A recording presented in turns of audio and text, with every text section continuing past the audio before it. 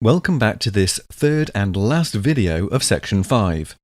In the previous video, we ran a few tests on the Selenium server. In this video, let's try the last case, to run some tests on the cloud. Let's take the example we worked on in the previous video and change it again.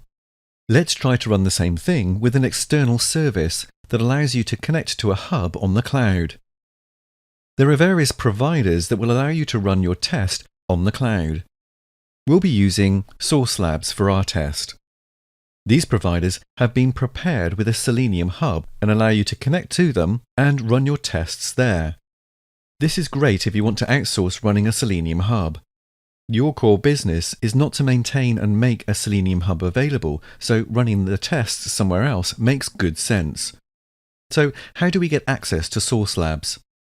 We go to www.sourcelabs.com and sign up for a test account. Let us change our test to use Source Labs instead.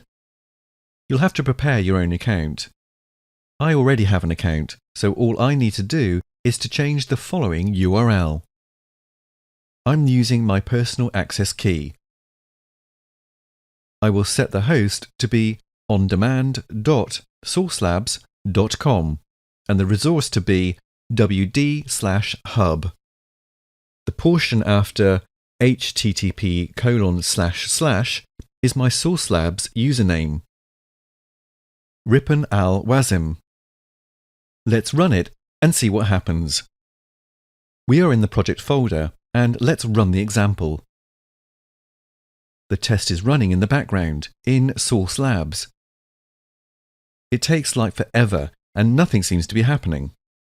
But something is indeed happening in the background. It is happening somewhere remote which we can't see on our local computer. There you go, build success. The test passed. But we didn't really see anything, did we? When you use Source Labs, you can see the execution later on their website.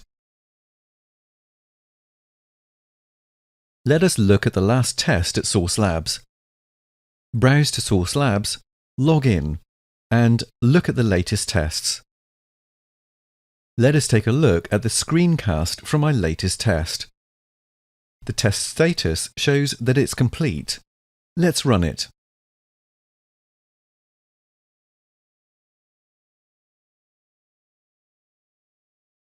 We didn't specify anything, apart from the point that we wanted a Firefox. We've got a Firefox, and we've got it on Linux distribution. Let's look at the logs. On Source Labs reveals that they are running a Selenium server, pretty much the same thing we executed locally.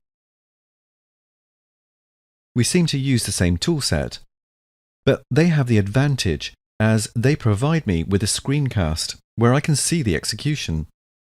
We can also see the metadata here and download it.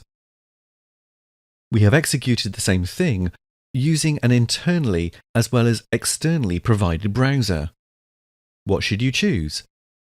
I would say that it depends on your requirements at the moment. Factors that you need to consider while selecting the approach of your choice are personal data. You are not allowed to store data about people the way you would like in some parts of the world. Cost. How much does it cost to run the service in-house? Is it worth the money, or is it a better idea to allow someone else to do the hosting? Flexibility. Are you able to provide all the combinations of browsers and operating systems that you should be able to support in-house? There are probably a lot more things to consider, but these are the major pointers you need to think on. How should you behave if your test system is hosted behind a firewall? Source Labs provides a utility that will open up your firewall from the inside and allow you to execute tests on your internal test server. Showing this is out of scope for this video course, but I think it's important to mention when you start to think about external or internal hosting. At the end of this video, we are now going to register a node and run a test on remote browsers. To sum up this section, it is possible, as we saw, not even very difficult to run a browser remotely.